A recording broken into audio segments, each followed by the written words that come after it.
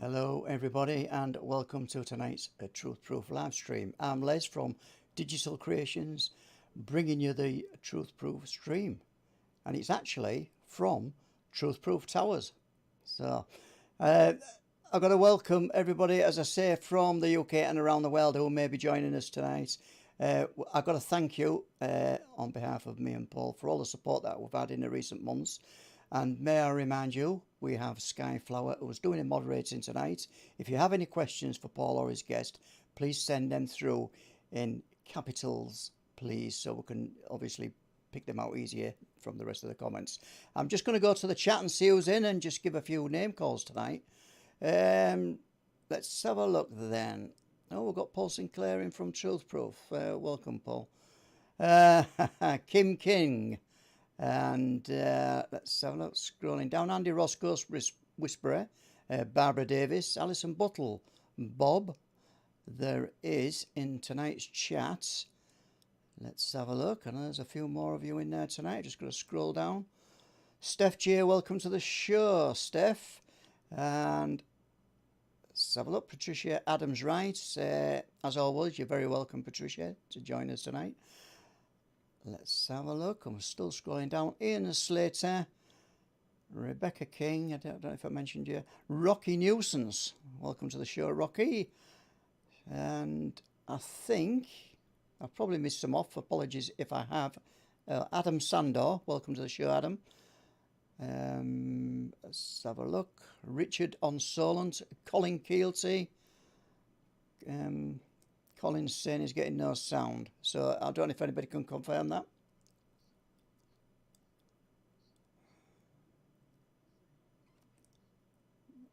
Okay, Tino is in the chat tonight. Diane Farrell. Welcome you all. I won't go through any more, but if I've missed some, apologies. As I say, great guest on tonight. We'll just run with our intro, and it'll be showtime.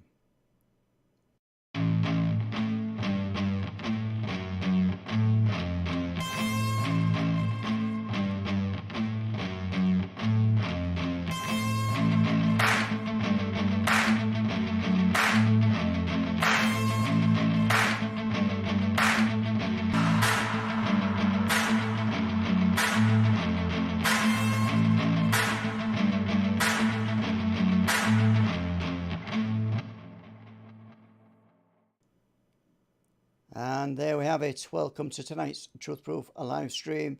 As I say, waste no more minutes. We're straight over to Paul to introduce tonight's guest. Welcome, Paul. Thank you, Les. And back again from a very hot room in Bridlington. It's absolutely boiling here. I've got the windows open and I don't know whether we're going to have a storm. But we're going to have a storm of a question and answer with our guest tonight, Philip Mantle, writer, researcher. I don't really know what to say because I don't think there's anything in the subject of ufology, British and worldwide, that Philip hadn't touched on. Also, the owner of Flying Disc Press and full stable of authors now. Philip, and welcome. How are you? Yeah, thank you very much, Paul. Thank you very much. I'm fine, thank you, mate. Yeah, you're over in East Yorkshire. I'm in West Yorkshire. I don't know where Les is. Where's Les? Is East Yorkshire as well. He's East Yorkshire as well. But didn't you originally come from South Yorkshire? That's right, Mexborough.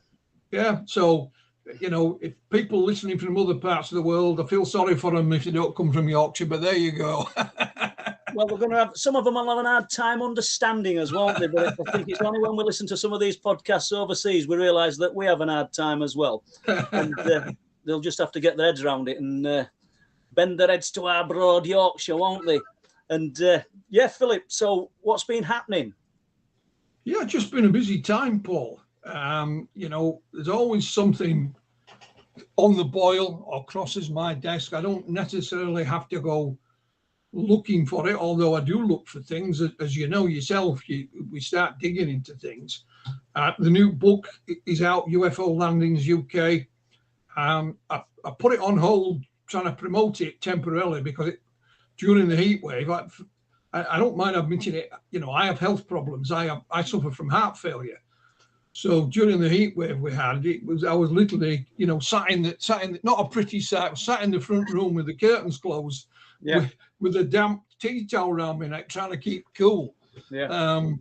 So I'm just getting back into promoting the new book. And what is interesting, you know, things never cease to amaze me in this subject. One of the really weirdest cases in the book took place, I think, in 1972 on the Isle of Wight. I won't go into details here, but it is. No, I'd love to hear about it, Philip. Well, it's two kids, and you know, they're on the Isle of Wight. I forget which town they're in without looking it up, and they hear this noise. And they kind of, it's like the Pied Piper almost. They chase after it. They go across the golf course or whatever. They're not tiny kids, like 10, 11-year-old. And in those days, kids did play out on their own. You know, I was one of them. And they come across this humanoid being that is so bizarre, and it actually communicates with them via a microphone, almost like a little portable karaoke machine. And it looks like it's made out of felt.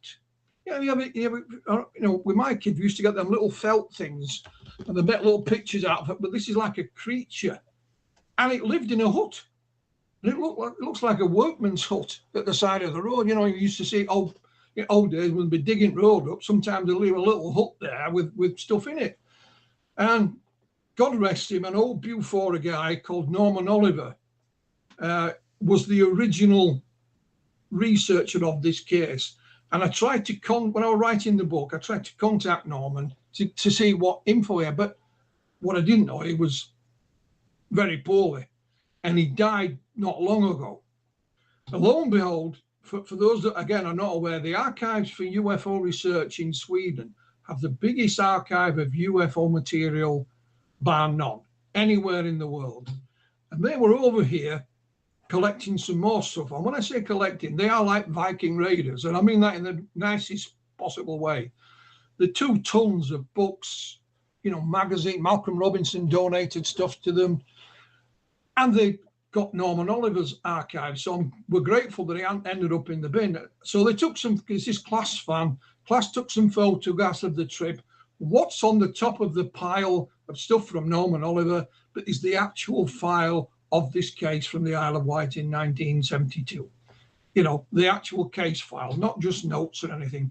So I've been in touch with class. They've just got back home. You know, when you get time, can you please scan me that file and let me have it, please? I explained to him what I've just said to you. I was trying to get hold of it. So a little but nice coincidence. So it looks like, you know, I will get a copy of the file at some point, but that's just how things work. How much? Obviously, you're still working on this, but you've described something that looks like it's made of felt, and I know you'll go as deep as anybody with research, so this is not a little dig at you. But how could it get away with living in a hut? One of the things I deal with in the book is that the reason the cases are in there because they're full of what Hynek called high strangeness. Yeah. And this is as strange you can get. You've got 2 witnesses, a boy and a girl.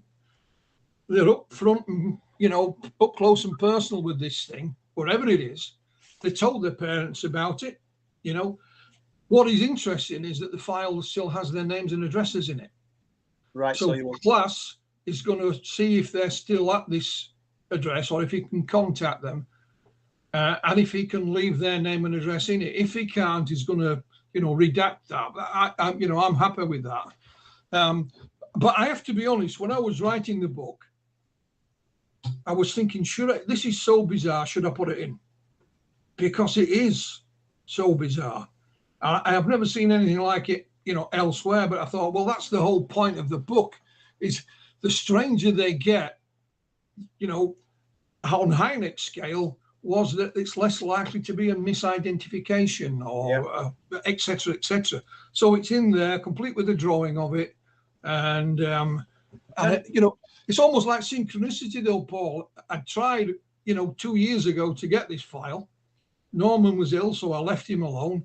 And then lo and behold, you know, Class and his colleagues are taking the files, and what's on top of it when they check the photograph is the exact same thing I've been looking for. Do you think, a bit like Pascagoula, which you'll touch on in a bit, no doubt, do you think that there'll be somebody else out there that must know about this over the years? Then people will have spoken. And what I will tell you, I'm happy you mentioned that, because what kicked all this off UFO landing cases was when I joined the Yorkshire UFO Society back in 1980.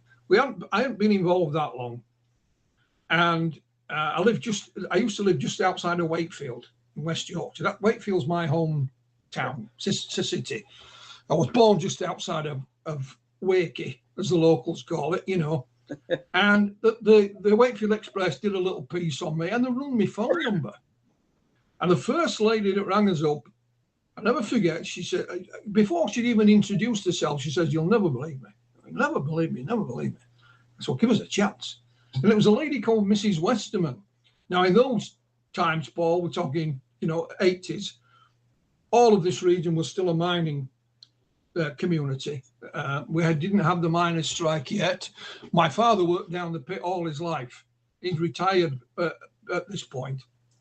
But this Mrs. Westerman lived in Normanton, which is a few miles from where I live now, literally. Yeah. And it was all coal mines around here. I live in Pontefract. It always used to make me laugh is when you come off the M62, junction 32, and you turn right to go into Pontefract, the first thing you used to see was a huge, great slag heap from the Prince of Wales Colliery. And then there's a sign saying, "Welcome to the historic town of Pontefract." Yeah.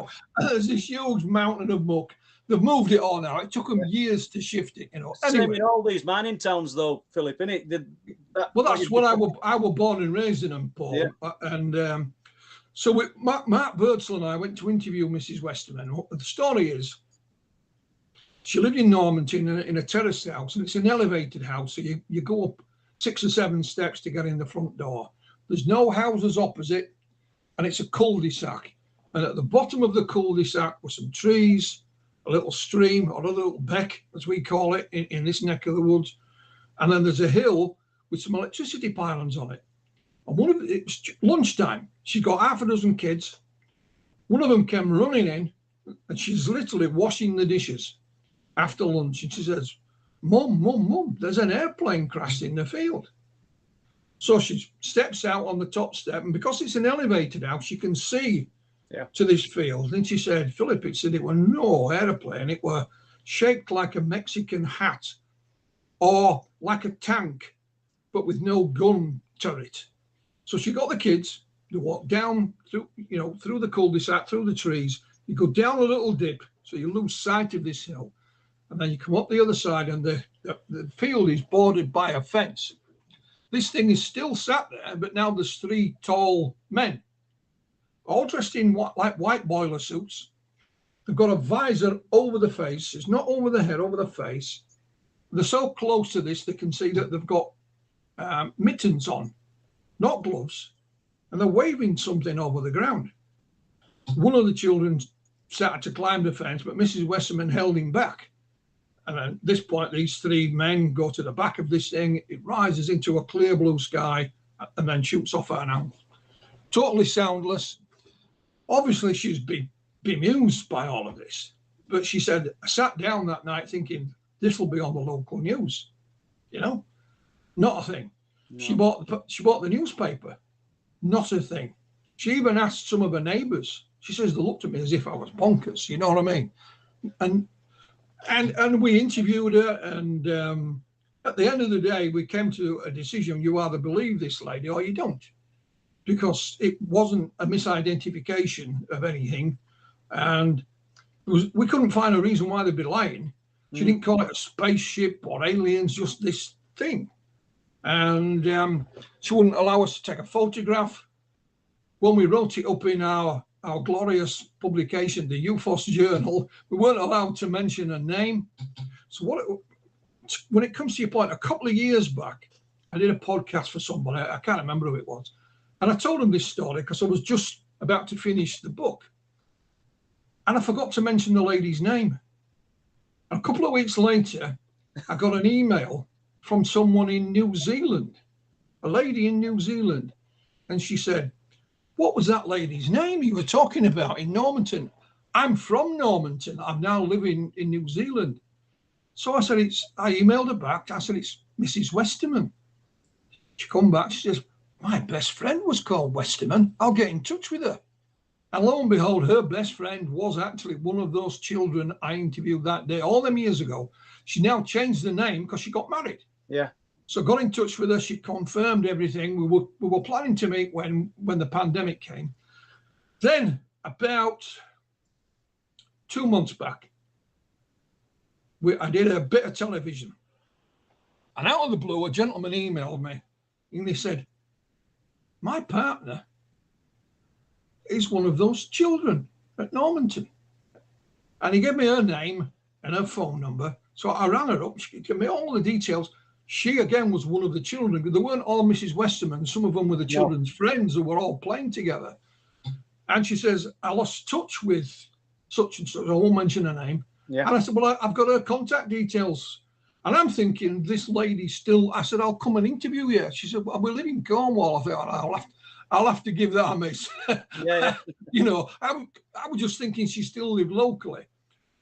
So whether her and a long lost friend have been put back together, I don't know. But like I say, these two things of confirmation, she added some other details. And this will show you how things can get twisted as well, Paul. So she's telling me the story of what they saw and how it all, you know, and then she says, you know what, Philip, later on, 2 scientists came to visit Mrs. Westerman. I'm thinking, no, they didn't. It was me and Mark Birdsall. Yeah. Now, if she tells that story to someone else, it will still be 2 scientists. Yeah. And with the greatest will in the world, I'll never be a scientist in 1,000 years. And Mark would say the same thing. But it shows you how things can develop. I mean, she meant it in all sincerity. You know, she probably told as a youngster, by the lady, 2 people came to see me, and she's just thought, scientists, you know. Well, they're only children, weren't they? And exactly. You guys will have come asking these, which will have been big, important questions to them. Yeah. So it shows you how things can get misconstrued as well when we talk about. I mean, I'll tell the story. You know, again, when it comes to like official visits by people who don't exist, Mark and Graham used to go and visit certain witnesses and tell them that they worked for the local newspaper.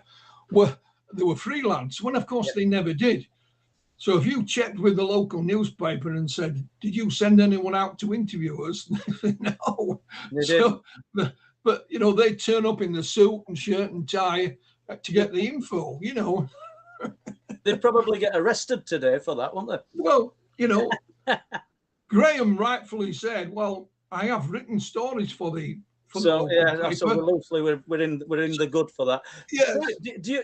I know you're dealing with books and you've got people submitting their work to you to consider for books, but do you still get a lot of local people to your area giving you sighting reports, or has that died down? Are you not looking for that now? No. I mean, last year we did some TV then. And a guy found me, again, it was a local fella. And he contacted me and he said, can I come and speak to you? I got something I want to show you. It's not me. I haven't seen anything. It's something I want to show you. So, of course, mate, come on round. He said, I only live down the road. So he came round. What it was his wife's grandfather.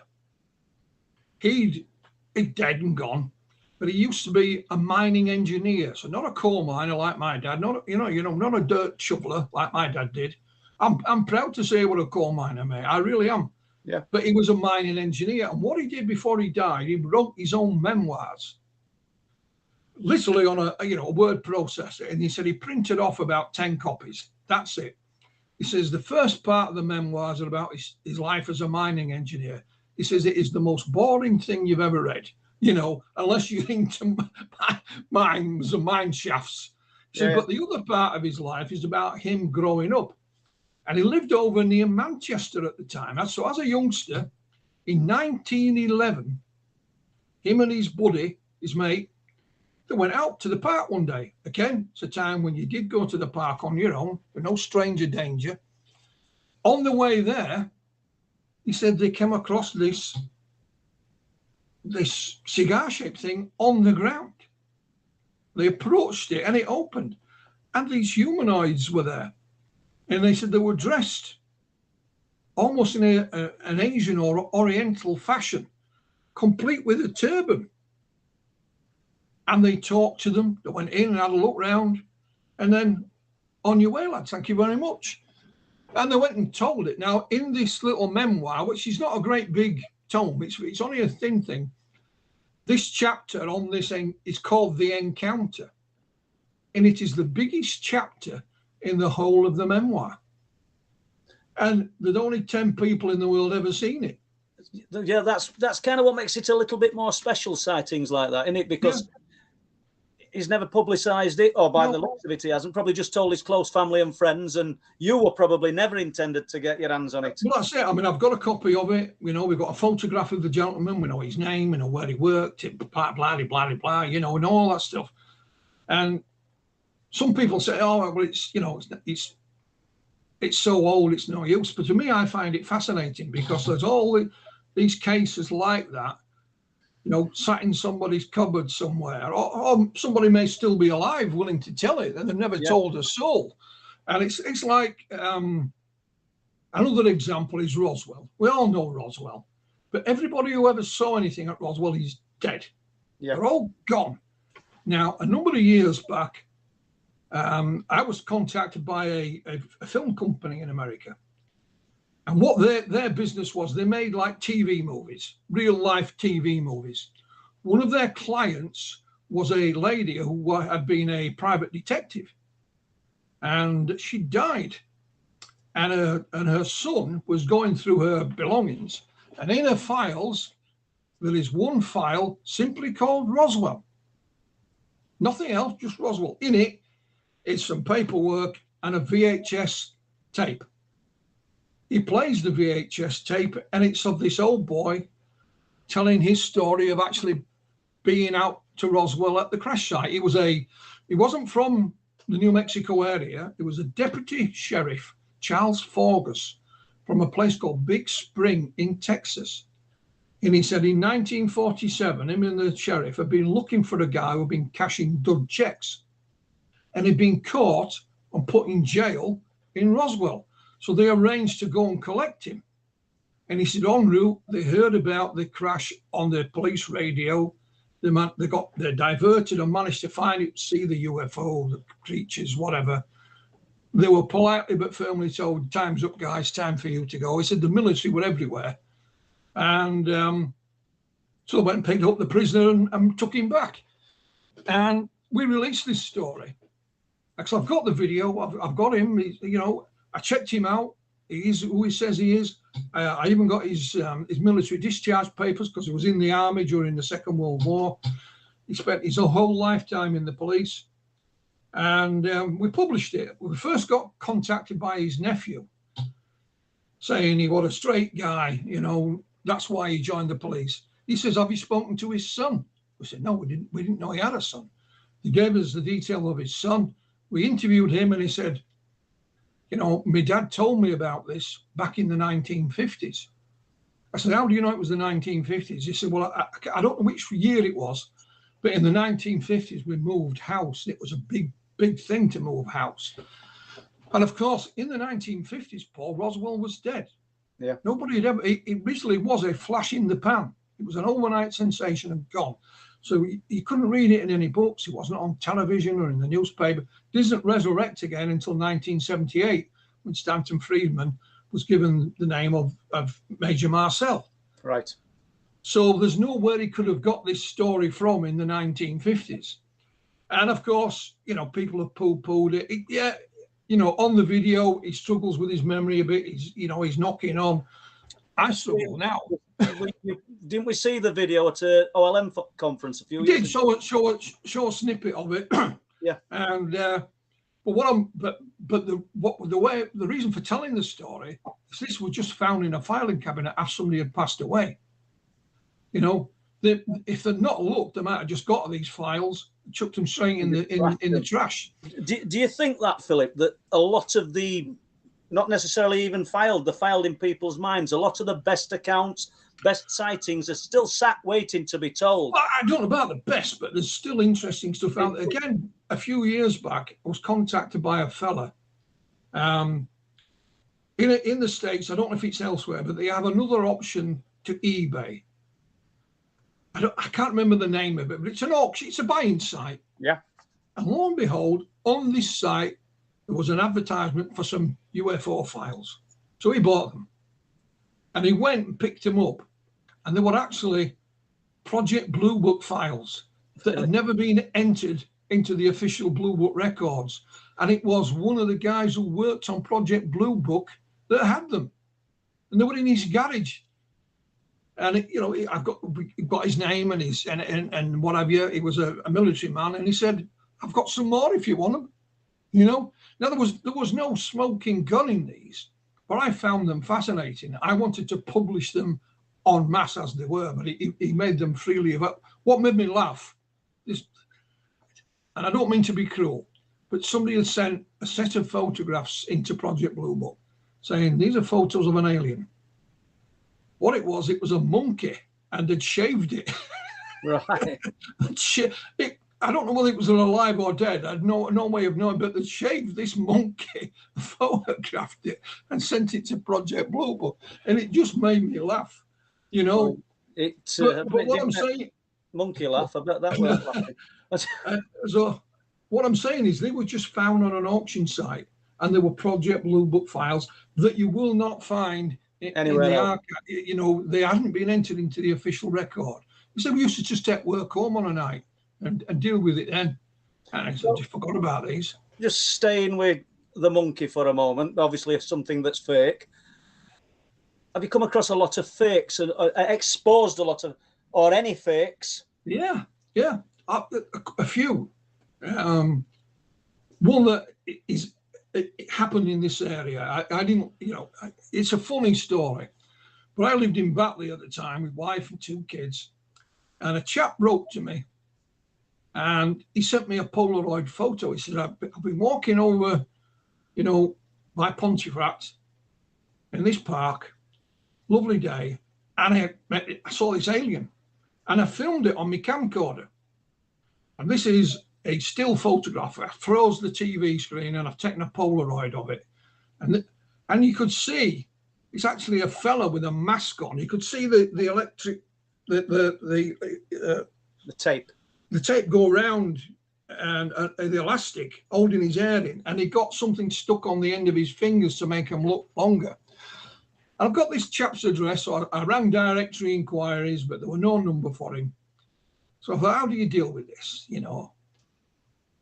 So I thought, I've got an idea. So on headed notepaper, I was part of BU4 at the time. I wrote back to this chap, and I said, this is it. This is what we've been waiting for. I'm going to notify the CIA, MI5, MI6, all the newspapers, the BBC, everybody. Thank you. And I posted it to him.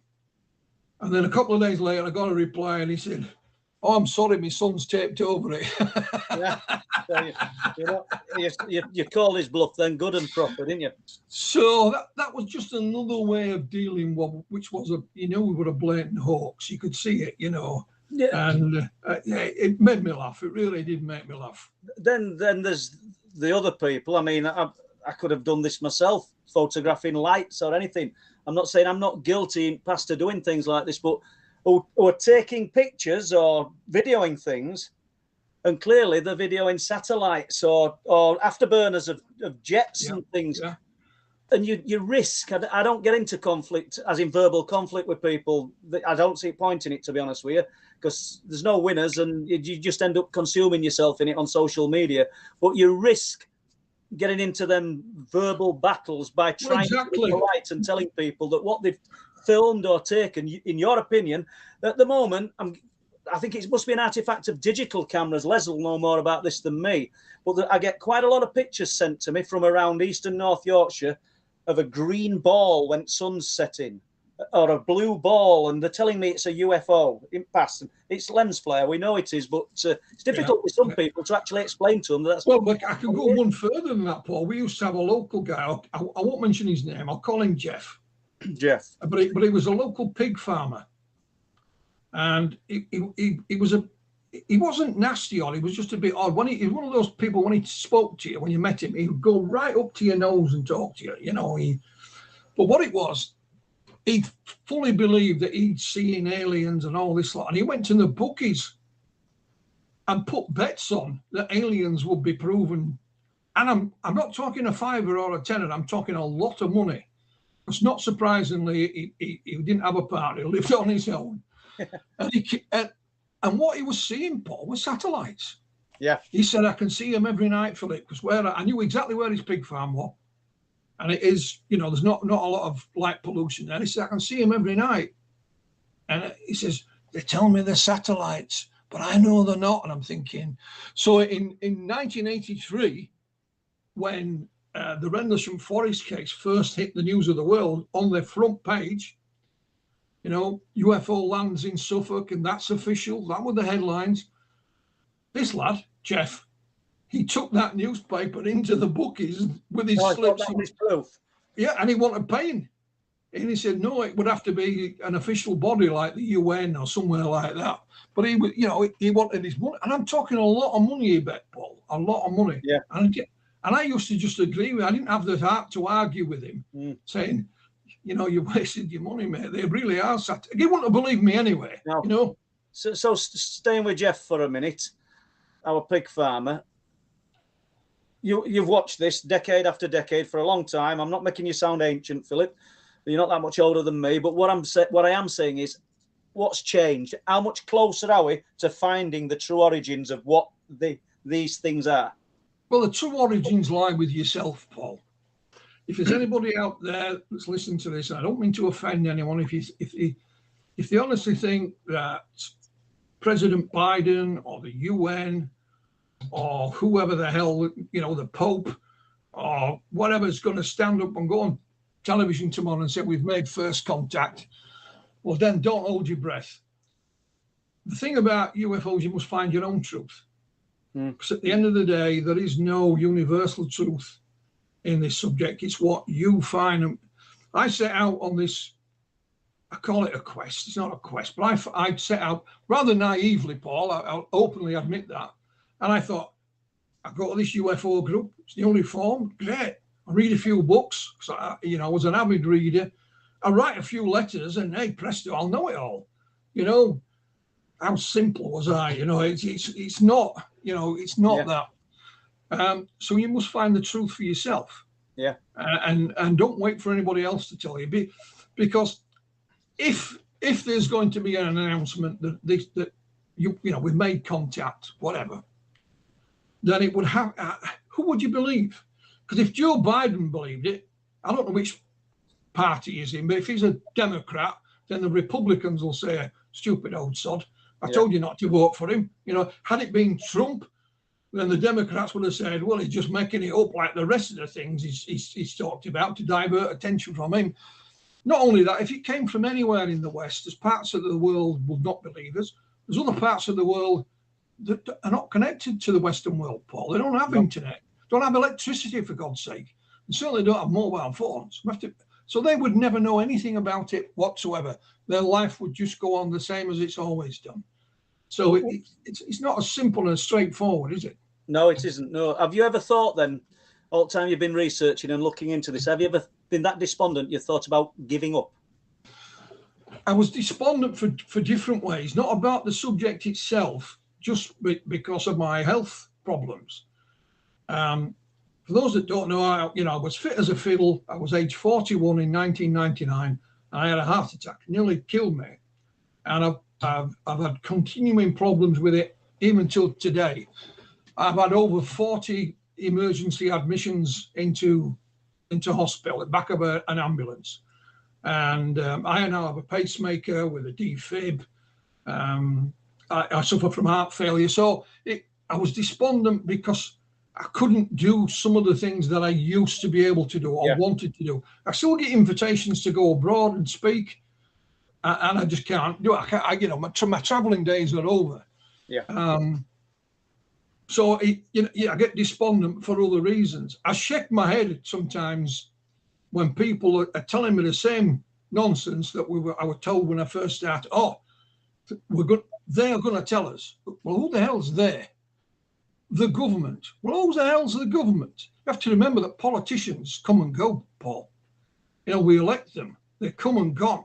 You know, civil servants stay for a long time, but politicians are here today and gone tomorrow. Look at our own Prime Minister. Yeah. You know, how long has he been in power? Not long, has he? No, not long. No. And he'll be gone. So, and they're saying, well, this is different. Well, why is it any different? It's the same story being told by somebody else. We used to have, I think it was in the late 80s, early 90s, Operation Right to Know. And they were outside of the White House, you know, with their banners and, you know, protesting. And, you know, they're going to tell us, these same them, you know, the government, they're going to tell us. I mean, well, the government keeps secrets. Well, I hope to hell they do, because that's what they're supposed to do. You know, governments do keep secrets. Yeah, no shit, Sherlock. You know what I mean? It's part of what they do, but it doesn't necessarily mean that what information they have is interesting. What they may be protecting is how they've gathered that data, how they've gathered that information, not the information itself. I mean, as you know, we have the Official Secrets Act in the UK. A mate of mine, back in our Yorkshire UFO Society days, he used to work Idle, Bradford, other side of Bradford. He was a foreman in a textile mill. We were just chatting one day and he says, I've signed the Official Secrets Act. He says, go and take a run somewhere. You work in a mill. He said, no, I have. I'm serious. I said, well, why the hell have you signed the Official Secrets Act? He said, well, some of the cloth we make is used for military dress uniforms. Therefore, we have to sign the Official Secrets Act. I said, was there anything special about this cloth? He says, no, we use it for other stuff as well. You know, It is, really. But it's so outdated and old-fashioned. Yeah. You know, and strictly speaking, he shouldn't be allowed to tell us what that cloth was made of, or what, you know, because he'd be breaking the Official Secrets Act. Yeah. I mean, nobody in 1,000 years would arrest him. It's just nonsense. So you get idiots. Oh, I've signed the Official Secrets Act. Oh, big deal. So what? You know. So going back then to 80s, 2022. As the UFO, as the phenomena evolved, absolutely. We've got different terminology and people are dressing it up different, but ultimately we're talking about the same thing. But what's changed? Well, it's the same face with a different wig on it, isn't it? Yeah. It's like David Bowie said to John Lennon, "What do you reckon to my rock and roll?" John Lennon said, "It's same as our rock and roll, just with lipstick on." So same thing, but with lipstick. I mean, you're talking about Bowie's makeup, of course. Yeah. Oh, yeah, yeah. And so it is today, but it goes in fashion. So now everybody's interested in military sightings because of the congressional hearings. They're only going to deal with military sightings. The 3 films that were released by the Navy. I'll mention that while we're at it. We've had because that's a question, so we may as well do it. We've got the Tic Tac. Yeah, whatever else of Fleur, the gimbal. Yep. Now they're taken by Top Gun Navy pilots. I don't doubt that whatsoever. The jets they're in cost $150 million ish. But yet when they encounter these things, all we get is a fuzzy blob. Can't make hide nor hair of what it is. Well, you'll look at it, it's a fuzzy blob. Yeah. However, when they send drones in to bomb certain parts of the world, like in Afghanistan, Iraq, clear as a bell. You can even see the people standing in the street. Yeah, you know. Just better note. I was going to ask you that, what you thought. And I just thought, well, if any of these pilots ever go into combat against the Chinese or the Russians, I hope the hell they can figure out what they're looking at, because we've got a fuzzy blob. And one of them, I don't know if it's the one that's called the gimbal. It's rotating. It's very, you know, they're still arguing about it, but they said, oh, look, there's a fleet of them. Well, where the hell's the film of that? And this was 2017, and we were expecting a flood of other things. Oh, you get people like, what's his face? Elizondo. Oh, there's this, there's that, and the other. Well, show us. You know? And the footage is shocking. It is absolutely terrible. It's like a camcorder again, isn't it? State-of-the-art aircraft. Yeah. Equipped with cameras. And you make a good point when we're looking at these targets that are strategically placed, and they're showing us what their capabilities are, and then we're looking at something over the sea we can vaguely see, and it's a little white blob. I mean, you know, I'm not discounting what the pilot's testimony is and things like that, but people think because it's the military that they can't mistake things. Well, they can. They're human, just like you and I, Paul. You know, and you know, they have their own belief systems, same as you and I. You know, people say, "Oh, they're trained observers." Well, are they really? I thought they were trained pilots. You know, they're trained to get that plane from A to B in one piece and do whatever else it's supposed to be. We used to have the observer corps, and they were trained observers because they used to be able to identify the aircraft by their silhouette. You know, and that's how they did it. And so they knew which. This is back to the Second World War, of course. They knew which were the enemy and which were friendly.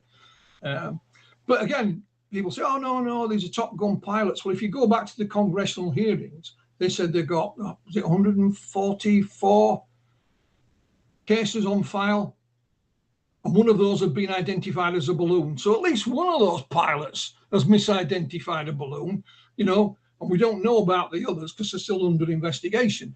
So just because you're a pilot doesn't mean you can't misidentify something. You can, you know. You know, I don't know. Last couple of days, somebody sent me some footage of super high-tech military drones over warships doing maneuvers and things. And I kind of, obviously, we're all here, everybody's listening. We know that there's something real and unexplained out there. Yeah. But I think there's a good chance that these military sightings are sightings of our own technology. I agree with you. And I wondered, now they're showing these drones and the capabilities of these drones, was that thrown out there last year or last couple of years? So we're all jumped on the UFO bandwagon, and then we can suddenly just crush that now because we're going to explain it as the drones. Yeah.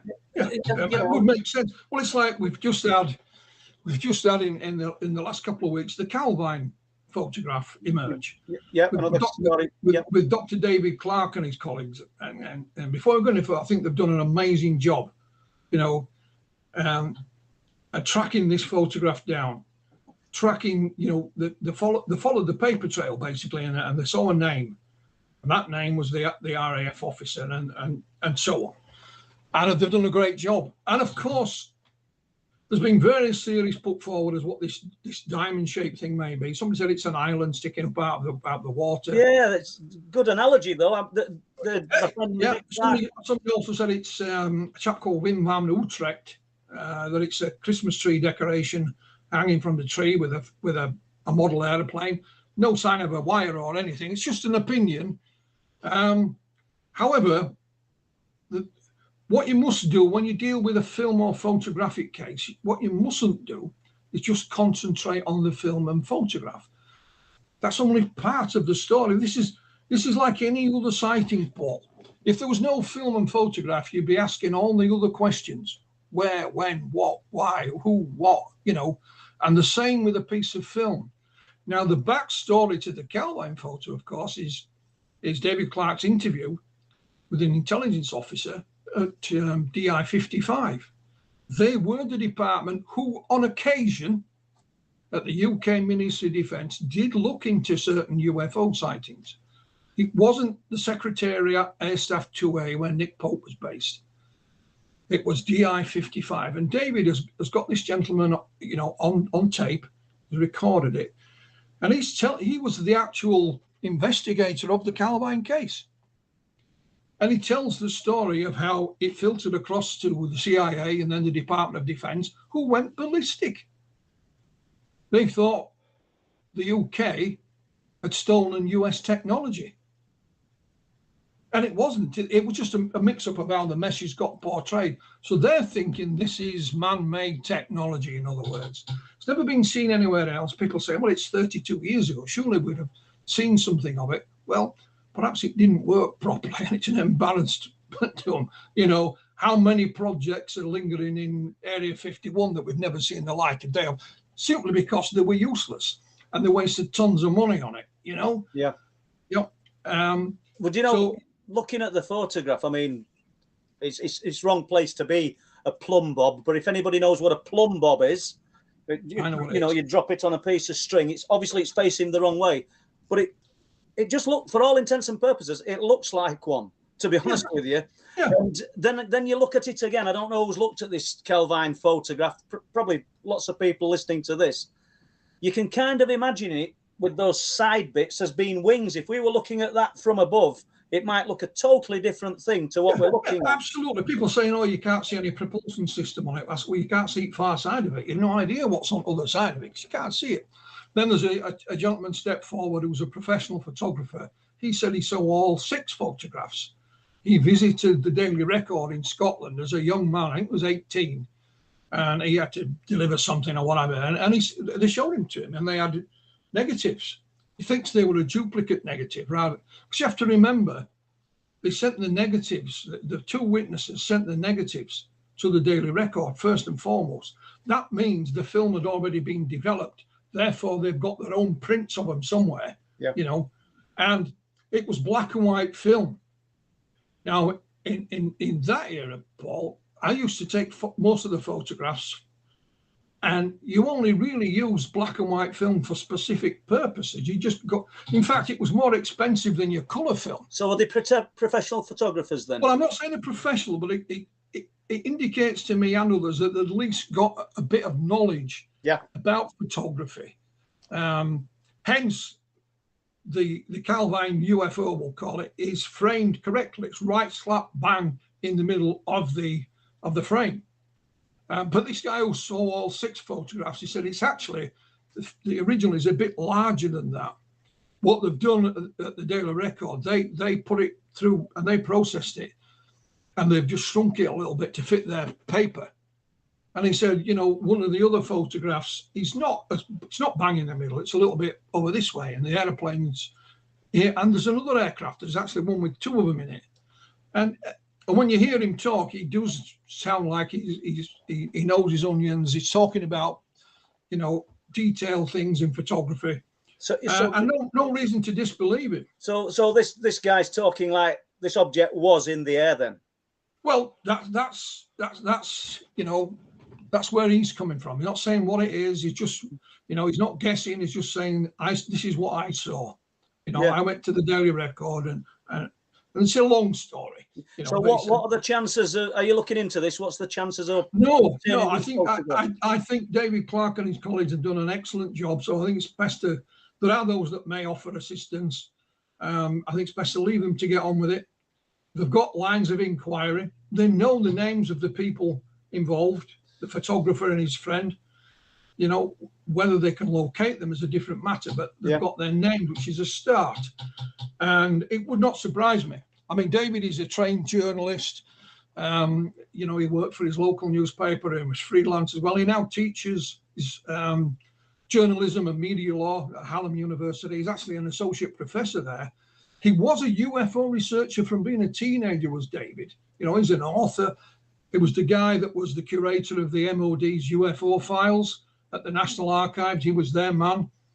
So he also knows the law and the ways that you can apply the Freedom of Information Act and appeals and all this lot. So you couldn't, and he's very skeptical, is David. Let's not be honest. People think, oh, David Clark is skeptical. You know, David comes from the world of folklore. That's what his PhD is in. So David's more interested in the story and how it developed and how it changes and how it grows than what the actual story really is. You know, that's what folklore is. It's information, stories. Well, I don't mean we'll not stick with David, but I'd sooner ask David a question than ask you a question. So we'll ask you. So do you think these stories then are folklore? Whatever. Well, throw it across the board. Do you think it could well be, Paul? Could well be. Do you think do you think there's a grain of truth at the beginning and then it just snowballs? Well, look at Roswell. Started with some tin foil and balsa wood like material, and then it grew into a cosmic Watergate. How the hell did that happen? You know, if you look at Rendlesham Forest, it started with some strange lights descending into the trees and has ended up being a time machine from our future. Right. So just before we go to Rendlesham then, what are your views on Roswell? Was it your views, a genuine UFO crash? My view was man-made. Okay.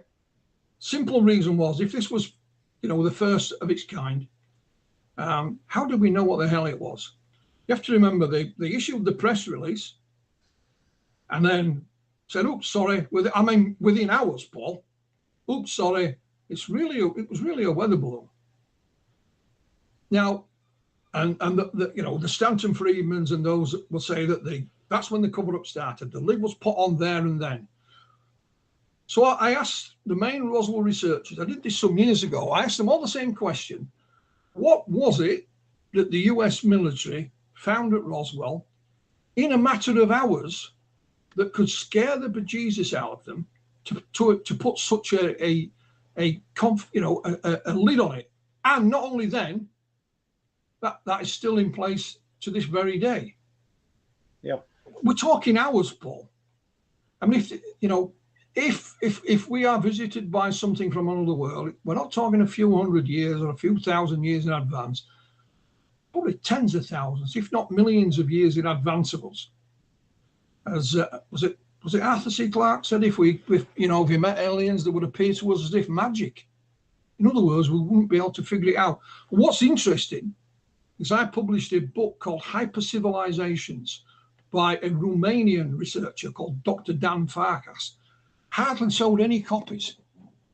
But Dan says a similar thing in there. He says these things, he believes, we are indeed being visited, but they are millions and millions of years in front of us. And on the cosmic scale, we're way down on the food chain, and we're just too dumb as a species to figure it out. And he gives an analogy of like the movie Contact. Jodie Foster goes through that thing, and she ends up at Vega? I don't know. I know the film. I don't think I watched it. She ends up at the star system Vega, and she floats down, and it's the alien is her dead father, and they say we'll appear to something so you can communicate with her, something familiar, and it's her deceased dad. And that's what Dan is talking about. He said, for example, if you get this TV screen, this monitor in front of me, put it in an ant's nest, the ants will know it's there. They'll crawl all over it. Yeah. They might attack it, but never in a zillion years will they be able to figure out what the hell it is, where it's come from, what it's doing. It's just there because they are so far down on the evolutionary scale. Yeah. And so what the hell was it at Roswell that they could uncover in a matter of hours that frightened them to death? When you say uncover in a matter of hours, do you mean try to cover up, or? No, they would have to know something specific in order to put that cover up in place. If you watch the film Hangar 18, I know it's a science fiction movie, but it's loosely based on Roswell. They actually take the UFO and put it in a hangar 18, and take some time to examine it. And they, over a period of time, again, it's a matter of days, it would take an awful lot longer. But over a matter of days, they figured out that the aliens actually made us. That was, I'm not saying that's what it is, I'm saying that was the conclusion, but it took them a while. It's like us, Paul, humans. We tried to figure out what the Egyptian hieroglyphics said, and we had no idea. Yeah, we don't work it out in a weekend, do we? No, you're right. Until they found the Rosetta Stone, and that had a passage in Greek, I think Hebrew, and hieroglyphics. So we knew what Greek was. So we knew so without the Rosetta Stone, we wouldn't have been able to figure out what hieroglyphics were, what they were saying. So it's like the next most intelligent creature on the planet is a dolphin. But we can teach you to swim and jump up and catch a fish. And scientists are confident that the dolphins have a language of their own, a rudimentary language. But you can't ask Flipper how he's doing today, can we? How you doing, Flipper? How's the wife? So we'll be coming up to a bit of a break, I think, top of hour. Les is going to nod, I hope, and tell me that. And hopefully we'll go with a few questions. But I'd like to ask you, when we've got through these questions, about your views on Rendlesham and a few of the cases. And I do want to touch on Pascagoula because I know you've got some new stuff to tell us. Yeah, but, absolutely. We can move over to Les now if he's got time for it. And Yes, thank you, and fascinating talk up to now, guys. I'm really enjoying it myself, and I hope everybody on the stream is enjoying it the same. I've got some questions in, and some of these we kind of covered, Philip, but I've got to ask them because I do get lambasted if I don't get some of these questions out. So the question being from Rock Dog. Hi Paul and Philip, I just wondered what you guys thought on the Rendlesham Forest incident. Yeah. I know you've just talked about that, Philip. Yeah, I Well, mean, do you want to leave it until after the break? Or do you yeah, want to answer it now? we could spend a few minutes on that if you want, Les. Thank you. We'll not forget it. We'll pick it Okay, up. yeah. Lee Roscoe, and thanks Lee for joining us tonight. Did Philip or Paul ever work with Tony Dodd? Yeah, I worked with Tony right from the very first day I joined the Yorkshire UFO Society. He was there. I've been in his house. He used to live in the police house next to a little police station. He was a police sergeant, and Tony did encounter the phenomenon up close and personal on Carlton Moor and elsewhere. Tony took 2 photographs, one of which is on Carlton Moor. You can't make a lot out because it's just 2 lights, and there was poor visibility at the time. So there was low cloud cover. So you see these 2 lights with a bit of blur because they're moving, and you see them illuminate the clouds. And I can take you to that exact location where he was on Carlton Moor where he took them. It's a little place we used to pull in, and you could see all the moor in front of you. There's nothing there but, just moorland. Second time, a couple of years on, he'd been disappointed with that photograph of Tony, so he invested in some better photographic equipment, and he used high-speed film. He used to keep it in the fridge. And he was actually on his way to meet Graham Birdsall one night. So he was travelling down past Bolton Abbey to a pub, the Devonshire Arms, and Graham was waiting for him in there. As you come down along this road, you see a big hill. That's Beamsley Beacon.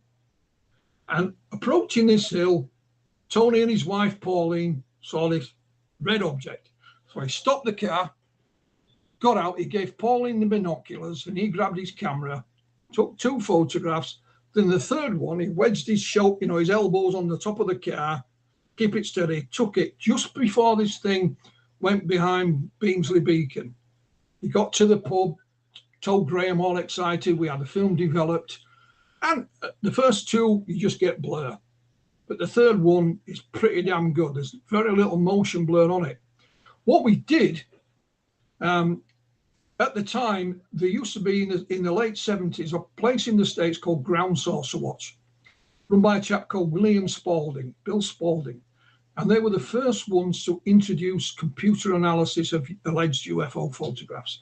They had closed officially, but they still had all the gear. So we wrote to them and said, well, you look at this photo. We had to pay them, I think it was like $30, a nominal sum, but they did. So they run this thing through the computer. And the third photograph, they said, this is, it's self-illuminated. So whatever this thing is, it's self-illuminated. And there's like a bit comes out the back of it. It's giving off a gas or a vapor. And they said it's the only UFO photograph. So the only photograph from the UK that they have not been able to identify. Really? So it was the first UFO photograph that Ground Saucer Watch had analysed from the UK. So any others that they'd had, and I don't know what they may or may not have been, failed miserably. And the reason they packed it in, they got quite sceptical. So that was good because they weren't just going to rubber stamp it. And, and Tony had previously seen the phenomena while in the police car one night on Carlton Moor. They used to go up onto the moors because they got better reception on the radios. And they'd sit there waiting for a call, and this thing came over, and Tony flashed the lights on the police car, and it turned around and came back. And that was him hooked. And so, yes, I knew Tony very, very well. Didn't always get on with him, I've got to be honest, because he was a good bit older than me, and I was this young idiot, thought I knew everything. So we disagreed on occasions, but I would say that Tony did see and photograph the phenomena, yes. Yeah, well, just for my part, unless Les wants to move on to something else, I didn't know him as well as you, but I did spend a bit of time working on XS894 with him. after he'd given up on the lightning, which you're familiar with, this one. I know that you've looked into it. And what I found interesting was, and I've still got the correspondence, is he only wanted to work in the background. He didn't want to become vocal about it. He said he'd had death threats. Now, you might be able to tell me whether that's true or not, but, you know, I do have the correspondence, and, you know, he's not been derogatory to anybody or anything like that, No. but that was his reasoning for not wanting to get involved in XS894 again. And I think I've got right call sign for that, haven't I? That, it was XS894, weren't it? The lightning that crashed September the 8th, 1970. So have you any knowledge on that? I've no knowledge on that, but that was Tony's plan. When he was coming up to retiring in the police force, I actually took author and researcher Paul Devereaux. Paul was writing a new book on Earthlights, and he wanted to interview Tony. So I took him. I drove him up to Tony's, and you know, and I said to Tony, when you retire, what are you going to do? You know, he said, I'm just going to do my own thing, just be me, you know, and do what I want, when I want, with who I want. He ended up working with Graham on UFO magazine. That came out of the blue almost. I don't think anyone was expecting it to be the success it was. And eventually he did. He retired from that, took a back seat, and whatever he did, he kept to himself. And I don't blame him, but, you know, no. That's what I do. You know, I work with other people, but there's just me here. I'm not a part of any group or organize. I was asked to rejoin MUFON a few years back, and I politely declined. It's simply because this is how I prefer it. Nobody telling me what I can and can't do. Yeah. You know, as simple as that. So it wasn't, and he did say he'd had threats and things like that, and I've no reason to disbelieve him. No. But probably some nutcase. Yeah. But he's married, you know, and you know, perhaps he had to, because of his police background, he had to be a bit more cautious than we are. I don't know how many people he may have put behind bars. You never know. Before we leave Tony, just bless him, he's passed away, hasn't he? But you might be familiar with another book he's written, but he did write Alien Investigator, if any of our listeners are interested, and I'm sure it's still available. I found it an interesting book. So, you know. Yeah, I've got a copy of it, and, you know, he was our go-to man in and around the area. And a lot of people did report things to him because he was the local policeman. Yeah. Tony was a policeman all the time. He never really switched off. So he was well known, and he was a no-nonsense copper as well. You know, you didn't talk back to him. You know, yeah. I remember terracing through part of the Dales one day. Me and Mark Purcell, who did we run across? But Tony, on duty. Oh boy, did he give us a telling off. I think we were speeding, you know what I mean? Mm. And he apologized a couple of days later. I said, you've no need to apologize, Tony. You were right, mate. You know, you were right. And but yeah, an interesting character. And you know, sadly he's gone. Yeah, and just to give someone else a bit of a plug, because he's just published a book himself, John Hanson, and I apologise, John, if you're listening to this at some point, because I can't remember the name of the book, but it's Police UFO Files, because John's a former detective. So we'll get John on, or the acting police officer, the detective who's written the book with him, who's still a serving police officer, because John's asked me if we'll have him on the live stream. So I think we'll be doing that in a few weeks' time, if possible. We'll give it a go. So we'll either fire back at Les, or what direction we're going now? More questions, Les? Yeah, just a little bit of housekeeping here, guys. Paul, we'll start with you. We know you've got a website, and when people go to the website, what can they do when they get there, Paul? Truthproof.uk. We've got, as I say every week, we've got lots of new sightings, and we keep adding to them. I don't think you'll find them anywhere else. Other websites listening to this, or people running websites, you're welcome to use them. Just take them, do what you want with them. Just give us a little bit of credit, say where you found them. Myself and Don Lodge always put them on. The paperbacks are available on the website. They're not available on Amazon. The books, all the Truth Proof books in Kindle version, obviously on Amazon. And just before I leave that, me and Les are working really hard on Wolflands. We've got stuck in this week. We've been in forests late at night all over the place. It's been really good. And Paper's just done this, which I got a copy of today. I don't know if anybody can see it.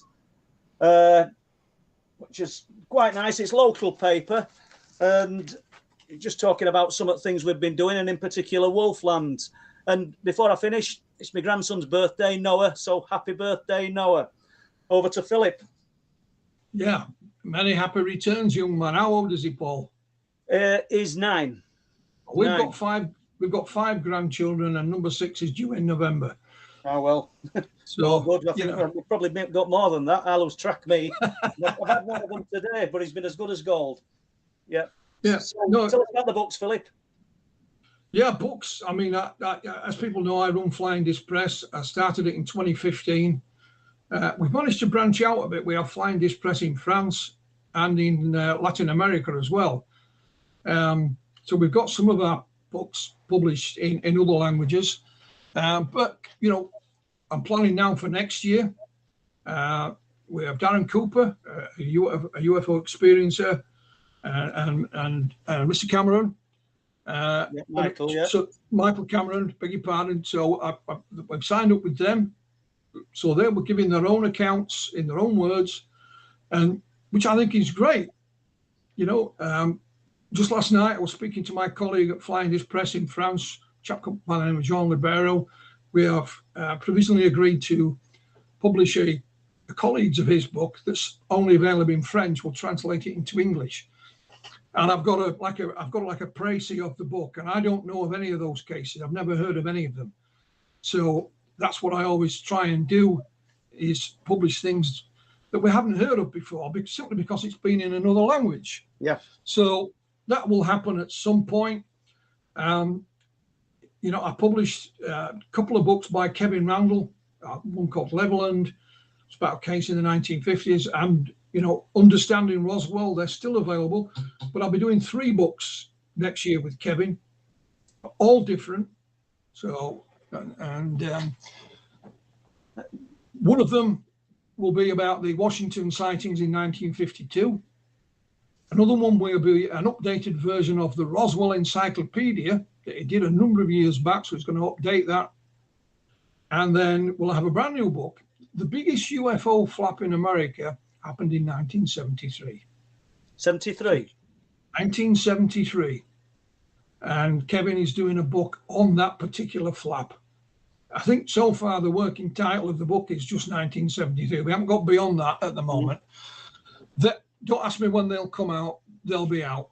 Well, Philip, just to cut you in mid-flow, and then you carry on. But just while we've got Kevin Randall's name being chucked about, I've reached out to him because I want him to come and talk on live stream. So if you can contact him for us, if he says no, that's fine. But we'd love to have him on.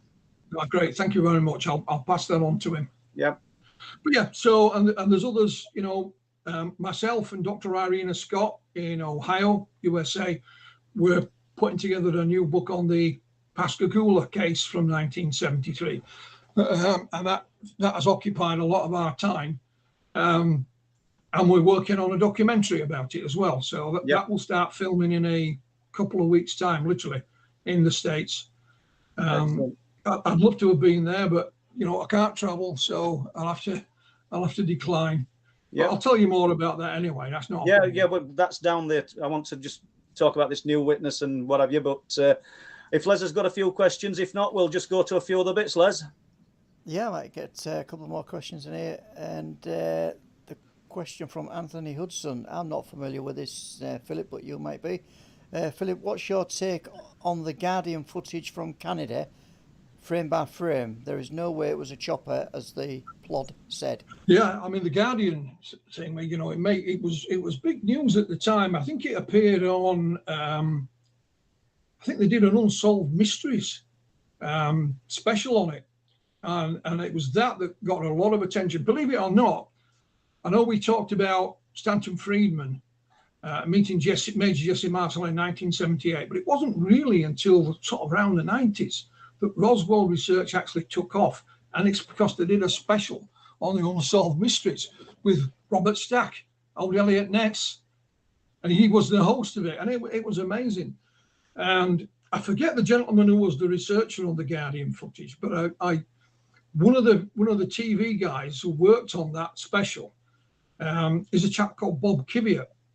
Bob's a TV producer in the States. It's better known now as Bob. He's the guy who made Alien Autopsy Fact or Fiction in 1995 for Fox. But he worked on the Guardian stuff, and he's convinced it is authentic. And this is for those that are not aware of it, if you look it up online, you'll find it on YouTube. It's something that's down and on the ground. This is not just lights flying overhead or little blob of light in the distance. And there's a backstory to go with it as well, of course. But it is an interesting piece of footage. It's not anybody can say anything. You know, I can say, that's a so and so. Don't mean I'm right. It's like the Calvine photographs. There's been about 3 or 4 ideas put forward for what it is. It can't be all of them. You know, it can't be a little island in a lake and a Christmas tree ornament. It's got to be one or the other. And then you've got to prove it, of course. Yeah. So, you know, I said, great idea. Now you've got to prove it. And it's like when I was involved with the Alien Autopsy film, lots and lots of people said, oh, I knew it was a hoax right from the beginning. Well, that's fair enough. But could you prove it? No. Well, then shut the hell up. Because what you know and what you can prove, if we all went by what we know, we wouldn't need a judicial system, would we? It's easy. I know you're guilty. How do you know? Well, I just know you. You're going to prison, mate. I'm sorry, I know. You know, well, it doesn't work like that, does it? So same with the Guardian film. Oh, I know it's a helicopter. Well, how the hell do you know it's a helicopter? No, you think it's a helicopter. There's a difference. Yeah, give us a breakdown and give us your reasons. Yes. And we get that via social media and lots of other things, and people will tell you, well, that's a load of rubbish. I know that's a fake. You can accept somebody saying that, but break it down and tell me why it's a fake. You've got to support your claim. If you say it's a fake, well, okay, well, then prove it. Yeah, I agree. And 99% of the time, they're not. They'll just call you an idiot then, and you don't know what you're talking about because you've just called their bluff. That's the reason I don't get involved in internet spats if I can help it. You know. So let's go on. Yeah, 5 past midnight. Paranormal South is asking Philip, what's your opinion on earthlights or the term earthlights? Repeat that, Les, please. What's your opinion on earthlights or the earthlights. term earthlights? Earthlights. Yeah, I mean, I have no doubt that earthlights do exist. When we talk about the UFO phenomena, I think we should use phenomena, which is plural, rather than phenomenon, which is singular. Yeah.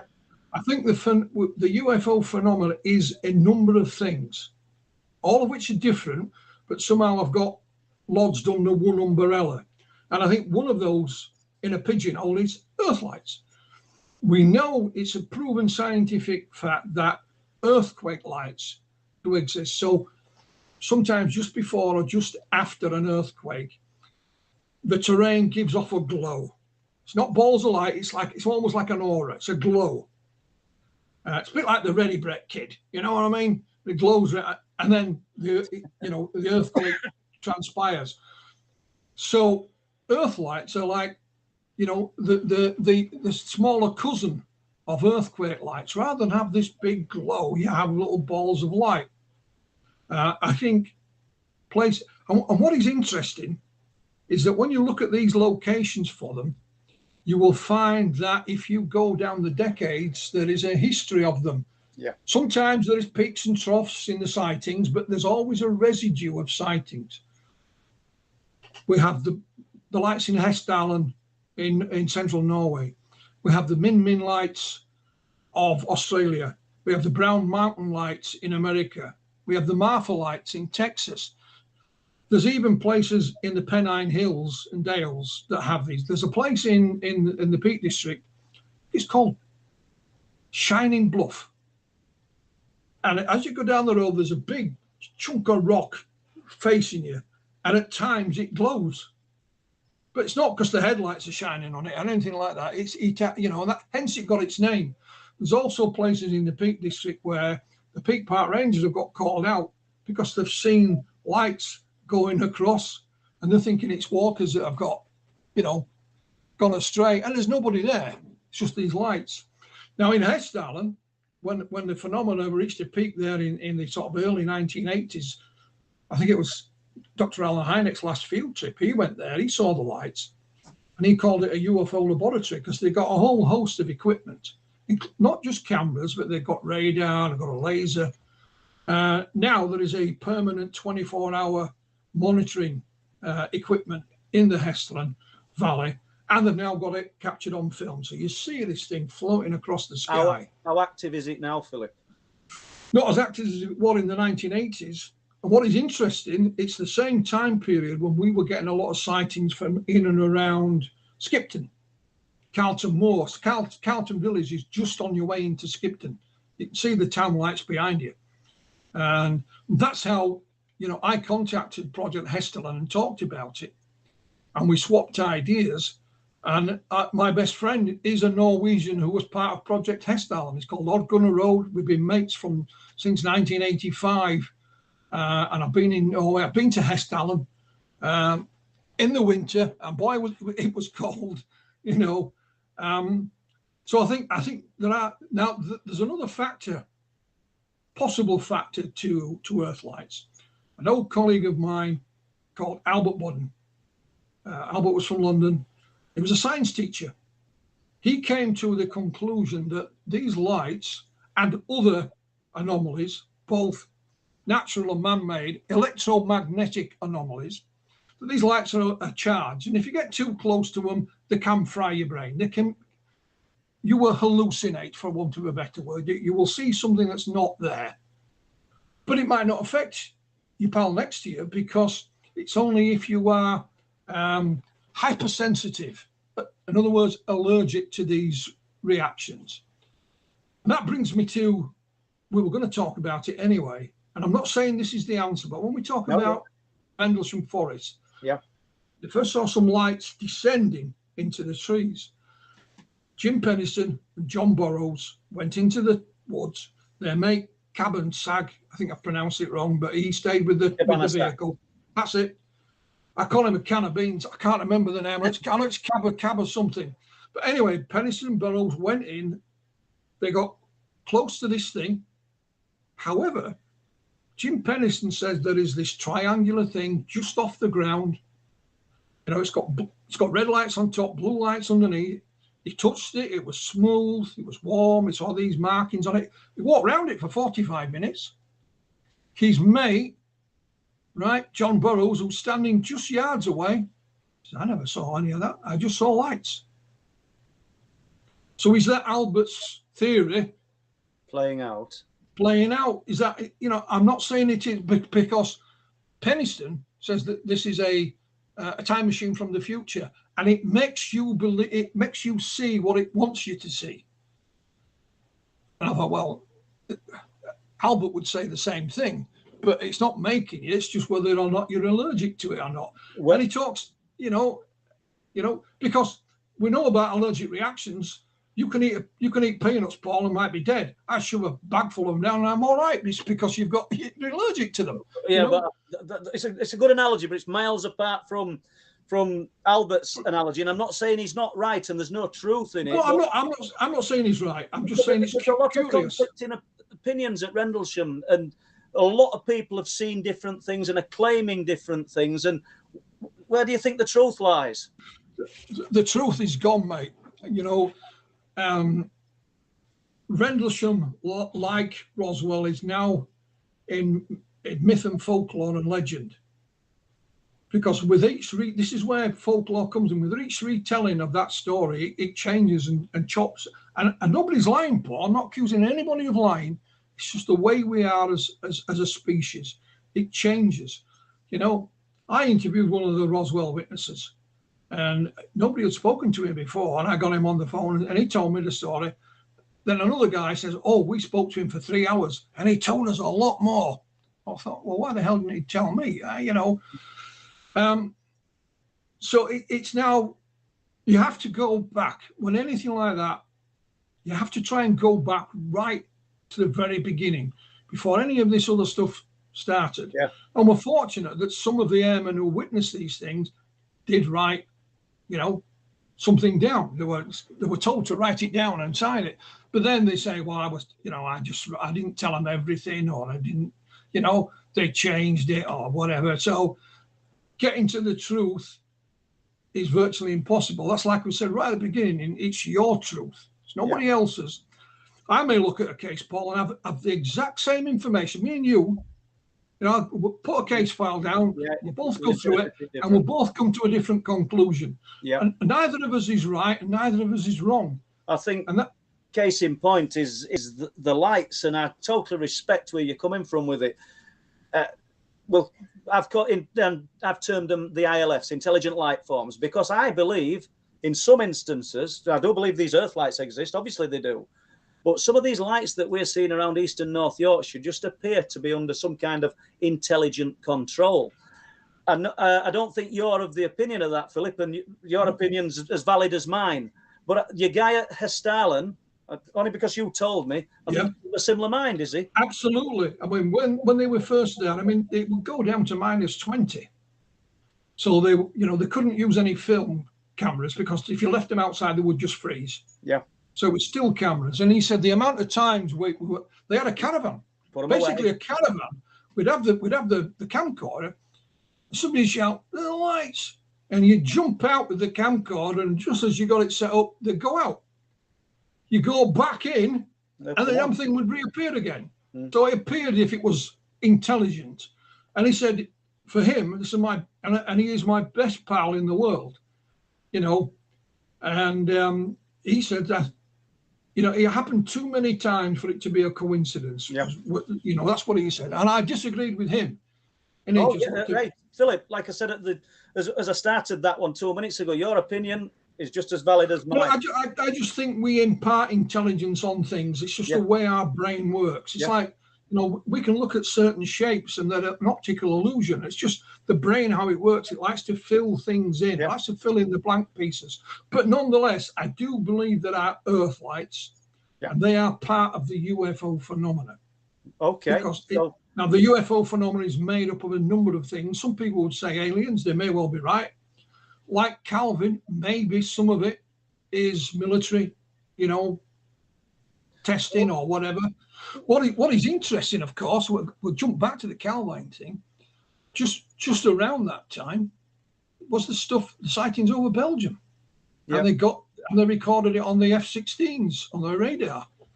And I put a question to David Clark. I said, "Do you think the Calvin thing is related to the Belgium sightings?" And he just said one word: yes.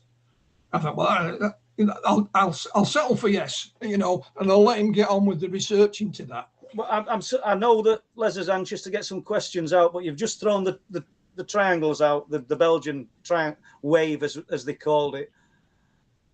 Let's assume it was a failed experiment, the Calvin photograph. That's why we've never seen it again. Yeah. During the Belgian wave, or during the process of everybody seeing these flying triangles, surely we'd have seen that technology by now. Well, what I will say is, again, try and just look at things a bit wider. If you look at a place called Westchester County, it's in upstate New York, in the mid-1980s, and this was Dr. Hynek's last investigation. It was only partially involved. He was coming to the end of his days. A chap called Philip, I can't pronounce his surname, Imbrigono. Right. Something along those lines. But basically, they had a plethora of triangle sightings. And he wrote it up in a book, did Philip. As they dissipated, we actually had a spate of them over here, Paul, over the Peak District, South Yorkshire, West Yorkshire. In fact, one of them went over the police station somewhere in South Yorkshire, and David Clark went and spoke to the police officers that saw it. Another sighting that, again, David was involved in, I don't know if it was in the Peak District or it was South Yorkshire, but somewhere around there, there was a courting couple in a car on a hillside, and there's the valley below them. Out of nowhere, this convoy of cars and vans went screaming past them. And then down the valley was one of these triangles. Right. You know, and then, of course, that faded away, and then they started in Belgium. So, you could take those three little mini flaps individually, but are they individual, Paul, or is it something that's linked? Yeah. You know, I don't know. I'm not saying it is, No, but it's fascinating. It is. And Night Siege was the book that Philip Umbrigono wrote with Alan Hine. It's called Night Siege. It's a good read. Excellent. And then, of course, Hey Presto in Belgium. We know the famous Belgium triangle photograph has been proved to be a fake. However, to remember, it was the gendarmes, the police, that started seeing these things first. And unlike the Americans or the Brits, when the Air Force got them, there's people say, oh, it's just Belgian Air Force. Well, they're part of NATO, mate. These were F-16s. This is the top shelf stuff. They got it on radar, on onboard radar, and they released it. They had a press conference and released it. So whether there is a connection and whether Calvine's part of it, this thing, David Clark. Would they release their own technology, or would that be a smokescreen to further sort of, I don't know, muddle people? I don't know. I know we're speculating. Everything we're saying is speculation. But David Clark interviewed this DI-55 intelligence officer. I've listened to part of that interview he did with him. He knew it was being recorded. Yeah. You know, this is nothing, you know, done untoward. And David just let him talk. He didn't even ask him about Kelvin. He just started talking about it. And the things that he said in it kind of make sense. Yeah. Okay. When we talk, I can't say anything. No, that's fine. But when it comes to military technology, what this guy's saying kind of makes sense. Okay. You know, and he made a statement that really stuck with me. And you think, well, that's why you can't just take the photograph on its own, Paul. You have to have the backstory to go with it. Yeah. You know, because if you didn't have the photograph, you still have the story. Yeah. You know, the sighting's still the same. There's still two guys there witnessing this thing, whatever it may or may not have been. You know. Well, we'll draw that one to a conclusion, because I need to let's get a few of these questions in, and I want to talk to you about Pascagoula before we say good night, kind of thing. So go on, Les. Okay, thank you, Philip. That's yeah, and thanks to people sending in questions tonight. I've got them in front of me, so I will carry on with. Nickname is asking, who does Philip support / follow in this field, and why? Nobody. I don't follow anybody in particular. You know, I was for me, when I put my foot into the UFO pool, dipped my toes in it in 1980. For me, joining the Yorkshire UFO Society was the best thing I could have done. It was the right place at the right time. It was just coincidence. And my aunt not seen the Evening Post with an advert in it for the formation of the Yorkshire UFO Society and a meeting that coming Sunday. You know, I would never have. I would, you know, my life would have been totally different. And there were people then that influenced me. Graham and Mark did. Graham was the front man. He was the older of the two, but Mark was the guy who did all the work in the background. You know, and we were quite happy to let Graham be the front man. You know, it worked perfectly. And with Tony Doe, with other people who were always there, always doing things with us. I had a great admiration for the late Hilary Evans. Some of the people listening tonight will never heard of him. He ran the Mary Evans Picture Library with his wife, but he was a fantastic UFO researcher and author. Didn't write enough, in my humble opinion. For example, at one of our conferences that I organised, Hilary stood up on the stage and said we should not have anything to do with alien abductions because they were nothing to do with the UFO phenomena. They were a psychological phenomena, therefore they should be left to the psychologists. And virtually nobody agreed with him. I'm not saying I agreed with him, but he's the only, you know, person I ever heard, well, the first person I ever heard say that. Yeah. And it's, you know, and I thought, wow, you know, well, but in fairness, Hillary was in the States once and he says, Philip, before he went, he said, have you read Missing Time by Bud Hopkins? I said, never heard of it. He says, I'm going to the States, I'll get you a copy. And he bought me Bud Hopkins' book, Missing Time, which I think everybody who's interested in abduction should read. And did it change his views then? Oh, not at all. No, right. It changed mine. And then there were, you know, I was influenced by other people like Jacques Vallée. I met him several times. Sadly, I think he's gone off the rails a bit recently, but that's another argument. Jenny Randall's in some of her earlier books. I think some of her earlier books that she did or did with Peter Huff. Peter Warrington were essential. Certainly because Jenny was from the north as well, and some of her writings were about things that I could identify with, you know. So I was just lucky. There is nobody now that I follow or don't follow on purpose, you know. I just see what interests me and I go with it. I have stuff arrive on a regular basis. It comes out of the blue sometimes. You know, there'll be a knock on the door and there'll be a postman to give me something. Or we've got this great technology now that we didn't have, like the gentleman who stepped forward with the 1911 encounter of his wife's grandfather. And it's simply because he saw me on the telly, he recognised my accent, I believe, I think he said. And he did a Google search of my name and thought, hellfire, he's only up the road from where I live, you know. So I'm open to anything. I don't dismiss a lot, but I query a lot. Let's put it that way. Oh, that's all good. Les? Yes, I've got a question from Lisa Odd, and Lisa is asking, what's Phil's thoughts on Bill Tompkins' work on US Navy spacecraft? I've got to admit, I don't know anything about it, so I don't, Lisa. So I'll have to pass on that and not comment. It would be foolish of me to do otherwise. Okay, fair enough, Philip. I've got a question from Yorkshire Grace 73. What do you think of Ryan Graves' testimony? Ryan Graves, he's the pilot, I believe. I think Ryan Graves is a pilot. Is this the guy that's been talking recently?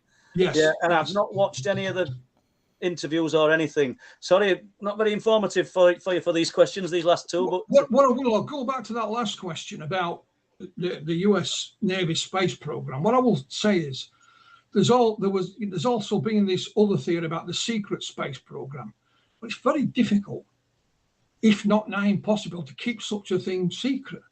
Have you any idea what it takes to design and build one of these things?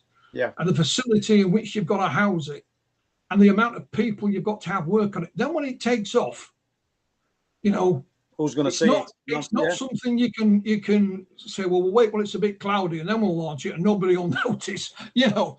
So, you know, but there's still people who don't believe we went to the flaming moon in the 1960s and 70s. Now, I think they're totally wrong. I'll give you an example. Buzz Aldrin came to Pontefract and lectured here. And his presentation wasn't that great, but as he's literally about to walk off the stage, he's got people doing a Q&A. They're asking the same stupid questions. How do you go to the toilet in space? And how do you brush your teeth? You know, but as he's about to leave, and he says, and for those that don't believe we went to the moon, just ask the Russians. That says it all. End of story. See you later. Bye-bye. You know, and of course that's it, because this wasn't a scientific race. This was, you know, a race against the Ruskies in case they got there first. Because if you control space, you can bomb the blazes out of anybody else you want. You know, so it's, you know, so I don't think there's any secret space. Don't get me wrong. NASA have looked at all kinds of crazy things in the past. You know, there was even one plan at one point to put drop an atomic bomb on the moon, just to see what happened. You know, thankfully, crazy things like that didn't happen. But they're not the only ones to do crazy stuff or think of crazy stuff. But none of it, you know, most of it never comes to fruition. We've seen the latest Artemis rocket ready for launch, and what were they, a couple of hours from launching it? Oh, I've got a leak. Yeah. You know, so the technology is not perfect either, is it? No, very much. Go on, Les. Are we done? Yeah, might be able to get this one in. Philip, Rocky Nuisance is asking, Philip, have you investigated Warminster, and if you have any speculations or conclusions on that? Yeah. When I first got interested in the subject, my friend and I actually went to Warminster on the train. No idea where the hell it was, to be honest. Give them a background of it, Philip. Well, I got an interest in the 70s in UFOs. Went to work in Germany in late 1978. Came home in 1979. While I was in Germany, I couldn't speak a word of it. I'm reading. My mum sent me a box of books on UFOs. Come back, and then we saw the ad for the Yorkshire UFO Society in the Evening Post. In I goes to Leeds that Sunday. And as you know, in those days, Sundays, everything was closed. I had no idea where this place was. I was wandering around. I found it, and the rest is history. So I started reading books, and one of the books, I think it was Warnings from Flying Friends by Arthur Shuttleworth. And of course, who was a local journalist in Warminster who popularised the sightings that went on and around there. So me and a mate, we thought, well, we'll go. Pocket full of money, a change of socks, and that was about it, really. We got on the train, and we ended up in Warminster at about 8 o'clock at night. No idea where we were going. We walked up through the town. We saw one bed and breakfast. You got any rooms? I used to have long hair then, denims. They looked at us two and thought, you're not coming in. And just as we're literally going out of the town, the other side, there's a place, I don't know if it's still there, it's called the Stoneleigh Guest House. We knocked on the door, and this lovely big woman, yes, come in. I think she was Hungarian. Her and her husband run this little guest house, and we stayed there, and we told her what we'd come for. Believe it or not, the following morning at breakfast, everybody else had gone. We were the last ones. Her husband said, have you heard Jeff Wayne's War of the Worlds, the musical version? No idea what he's talking about. And he put it on, and I've loved it ever since. So they mentioned in Arthur's book, this Cradle Hill.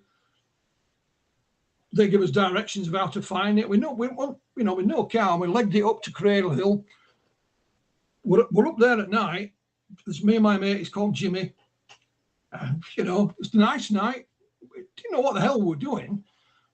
And there's a chat on this old chap hobbles along. Evening. Do you know, lads? No. Off he went.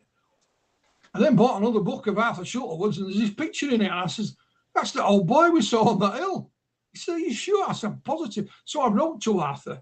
I found his address and I wrote to him. I never met him, but we corresponded for a short while. And what happened in Warminster, mainly in the 1960s to begin with. 67, weren't it, Philip? Yeah, 60s, mid-60s. It wasn't a sighting. It was bangs, loud noises that started it. And they called it the Warminster thing. It's only later that other things then were seen visually. We have to remember there is a military barracks still there. I think it's an officer training barracks though. And at the top, when you look out over Cradle Hill, there's Salisbury Plains. And of course, they do training still today on Salisbury Plains. I don't know whereabouts. I'm not saying it's there in Warminster.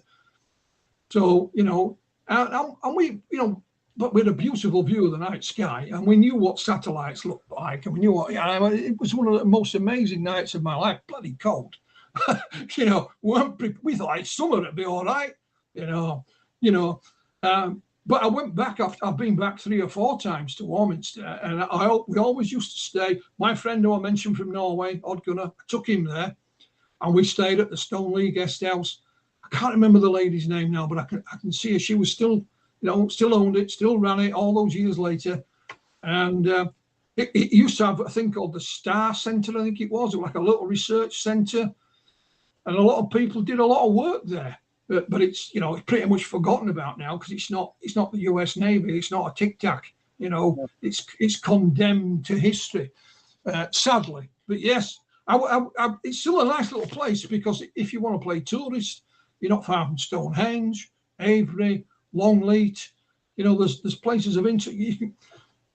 Just round the corner, literally, is Westbury, and there's a big white horse on the side of the hill at Westbury. It's called, and the actual hillside is called Bratton Camp. It's an old Iron Age Bratton Camp, and of course, one of the earliest crop circles was seen in the fields below it. I know because I went and I photographed them.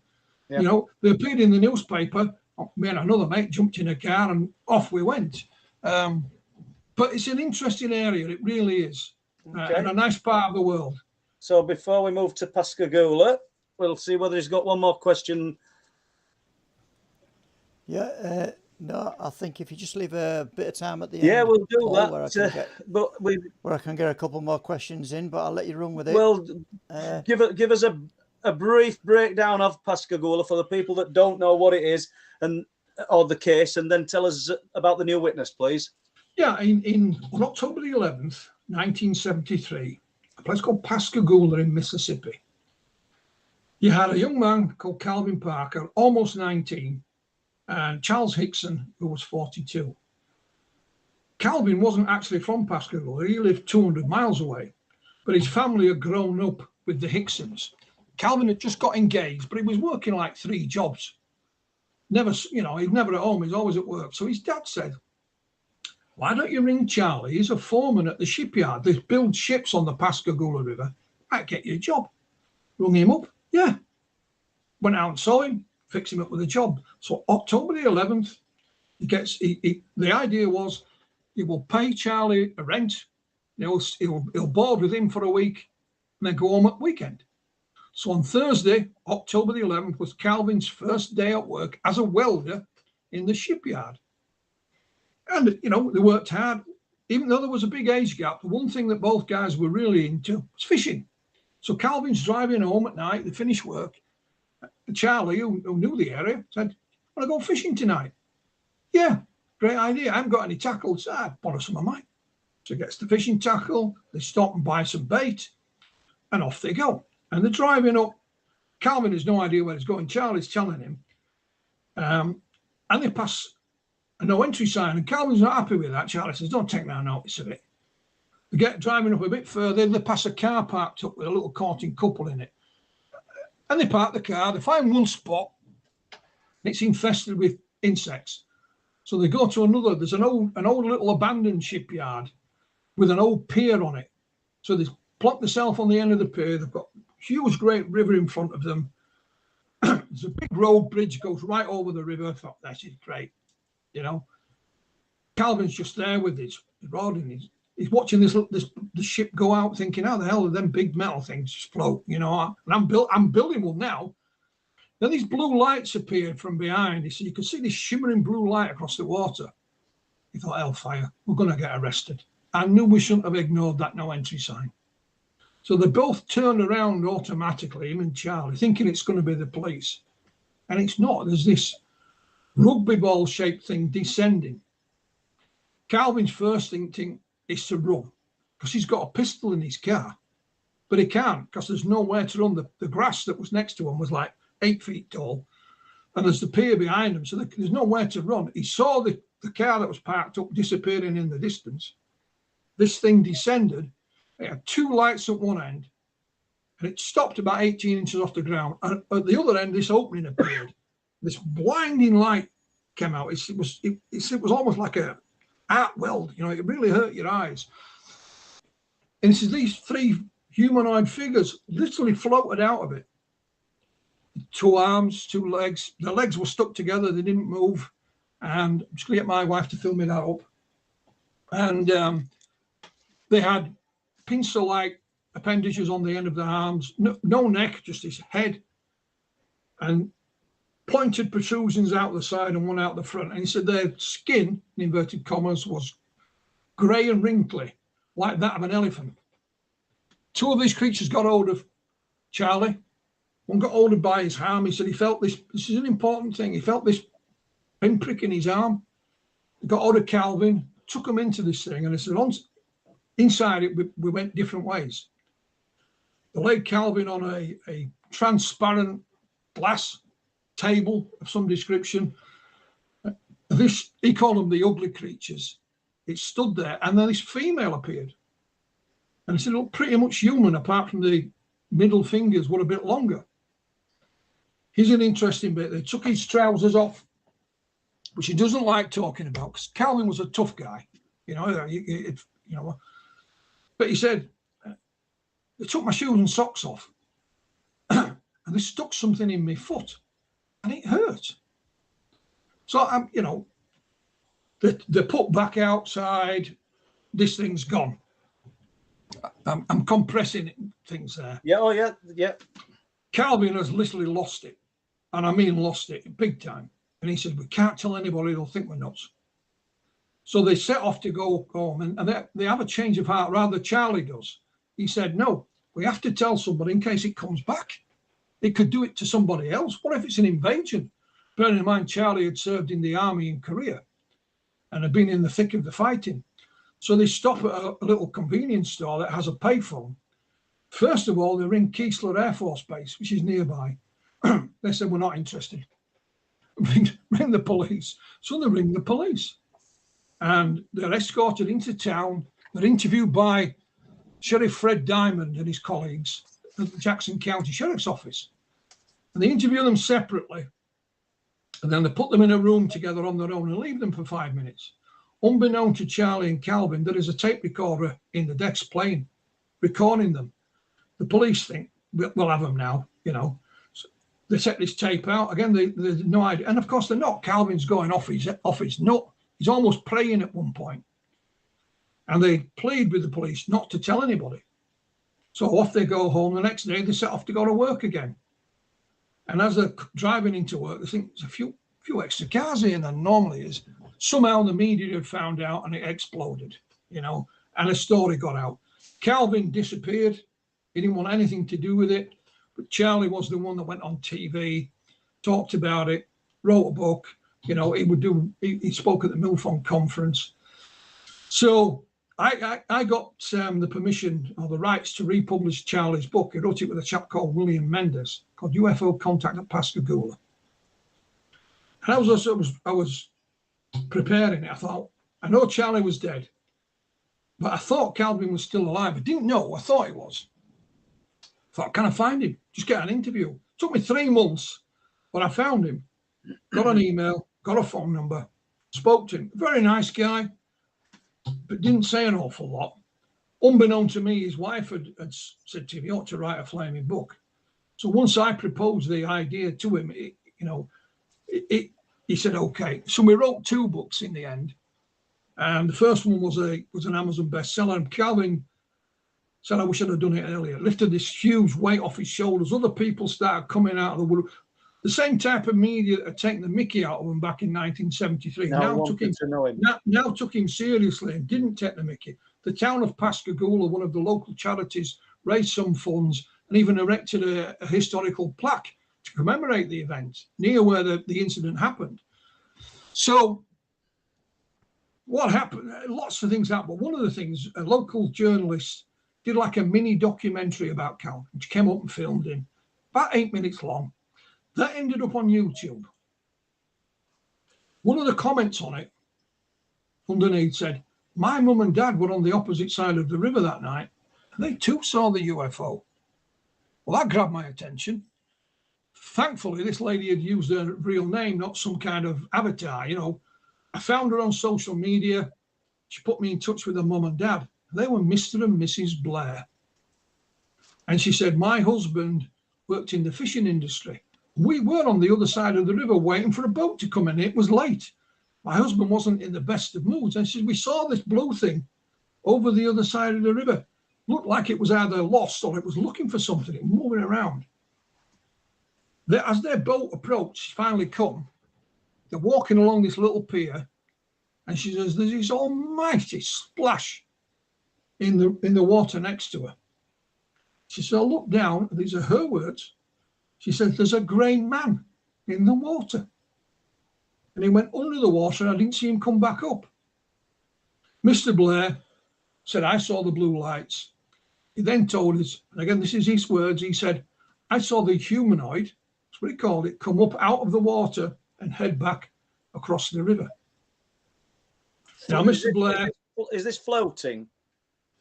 He just said going back across the river. Okay. So we obviously, this was fascinating. Mr. Blair was ill at the time, and he didn't get any better. So he eventually told us that they had had their own encounter, and he kept it from his wife because he didn't want to anybody to think they were nuts. Because when I first spoke to Mrs. Blair, she said, I often thought something had happened to us, Philip, because she could see these, not see it, but she could see something out of her peripheral vision. She just couldn't quite make it out. So we had other witnesses. And Calvin was doing a book signing in Pascagoula. This old boy comes up. I'll have a book, Mr. Parker. Oh, by the way, I saw that thing that night. See you later. And off he went. Calvin couldn't get his name. Luckily, somebody in the crowd was taking photographs, and we have a picture of him. So I posted that on social media. In no time at all, we found the guy. He was called Lewis Lee. And again, he was working in the shipyard on the other side of the river that night. He says, I was a crane driver. And he says, my cab was about 10 or 12 feet off the ground. He says, as soon as I got in it that night, I can't do a Mississippi accent. He says, it's the darndest thing I've ever seen.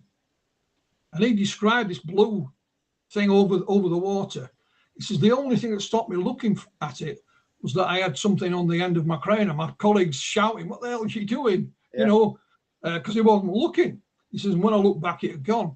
And then others, we published these, Paul, and then others came out. These are just an example. So I said to Calvin, when we were writing the first book, he was writing it, and I said, have you got any photos, documents? No. What do you mean? No. He said, well, my house was under 12 feet of water in Hurricane Katrina, lost everything. I haven't got any wedding photos or pictures of me kids, you know, gone, everything. Well, okay, no worries. So I thought, well, it was around in 1973. So I just pestered the living daylights out of anybody and everybody. Of course, Alan Hynek and Dr. Harder descended on Pascagoula 2 days after it happened. They interviewed Calvin and Charlie and so on. So I contacted the Centre for UFO Studies. And they sent me a file, PDF, mostly news cuttings, but interesting, you know.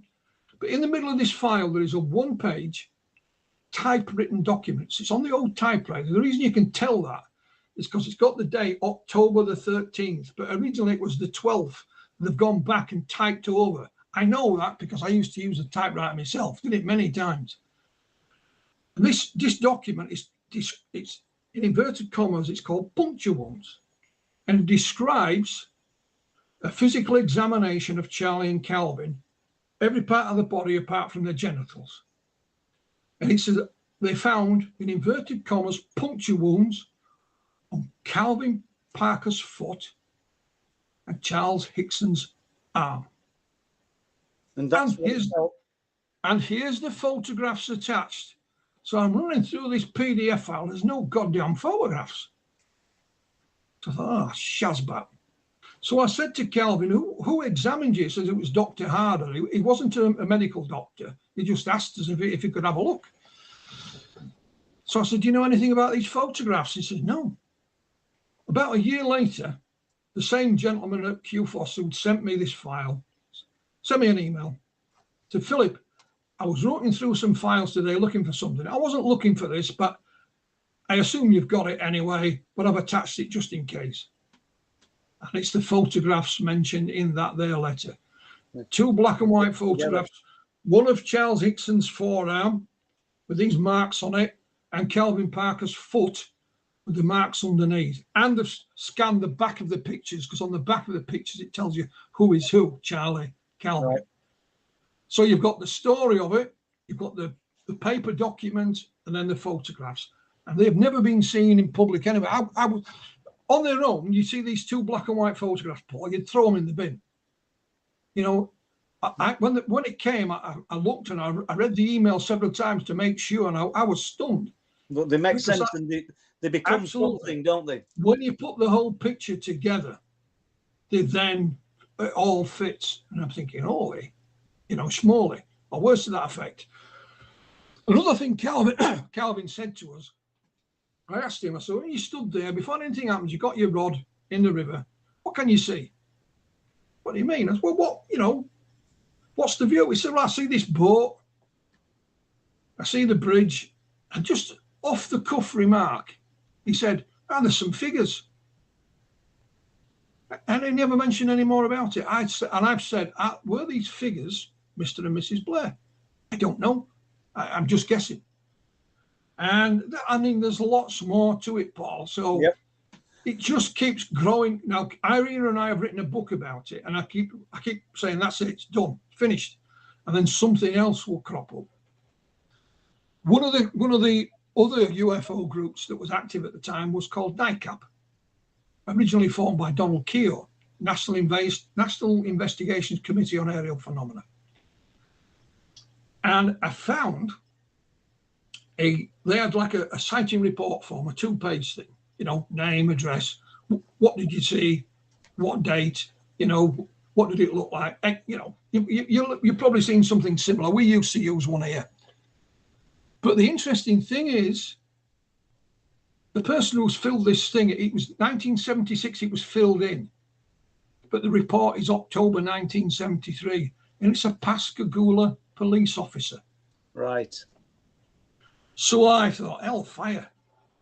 Now, we'd spoken to one PD, we'd spoken to the man who actually took the call from Charlie Hickson that night. And he said, Philip, I must have taken 50 calls from UFOs. When I went back to the station, there's people in there reporting it in person. He was the son of Sheriff Fred Diamond, who interviewed Charlie and Calvin. But this fella, I thought, how do we find him? So I sat on it for a while, and I sat and I pondered. I thought, what can we do? So I put a little post on Facebook. I just said, I'm looking for this ex-retired police officer, Pascagoula PD. Didn't say why or what I wanted. Within, I don't know, a couple of hours, somebody said, I know his daughter-in-law. I said, is he still alive? She said, yeah. What do you want him for? I thought, well, I'm not going to mess about. I'll go for it. Well, it's about this. And I sent them the copy of this site and report form. So this is the chap I'm after. This is what I want to talk to him about. I explained what we're doing. They said, fine, I'll pass it on to his daughter-in-law. I said, please ask him to contact me on this email. About a week later, hey presto, email pings.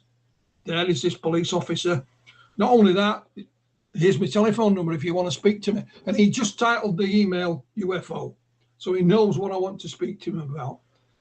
So he's still working part-time, not in the police. I don't know what he does. So he gave me his work phone number and his mobile. And what we've done with others, I passed this on to my colleague, Dr. Irina Scott in the States. She interviews them on the telephone. I thought it would be better if it's a lady and it's an American voice. It's not some strange sounding foreigner from across the pond with this Yorkshire accent.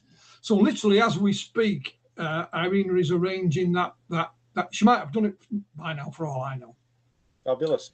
She's arranging that interview. And it's people, I've heard people say, well, how do you find this information, Philip? I said, goes back to my mum, God rest her soul. It's a little phrase she used to say, and she used to say, you'll never get lost so long as you've got a tongue in your head. In other words, ask. And I said, just ask the question and keep asking it, and you'll be amazed what you can find.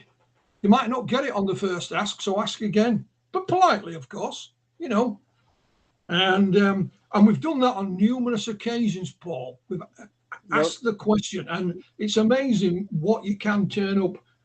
Well, you honestly, you lift a lot of stones up, Philip, and it's quite relentless. Do a similar thing myself, as you know, and yep. You've entertained us for 2 hours, and I don't think we've touched. I had a pile of questions here, people. Not had to use them. Les tells me every week I do too many of them, and he's probably right. So I'm going to hand over to Les, Philip. As far as I'm concerned, thank you very much, Philip. Really enjoyed speaking with you, as usual. My pleasure, mate. Anytime. And Philip Mantle supplies me with loads of information, people, so I'm very grateful to him. Les, over to you. Okay, thank you very much. And it just remains for me to say, well, an apology straight off the bat. I'm sorry I didn't get through all the questions tonight, but as you just run testament there, Philip was a great guest tonight with lots of information, great new witnesses on the Pascagoula incident, so that's great. And we hope, Philip, that your health improves as the days and weeks go on, because everybody wishes you well. I read those in the chat as well, so that's great. Paul, fantastic.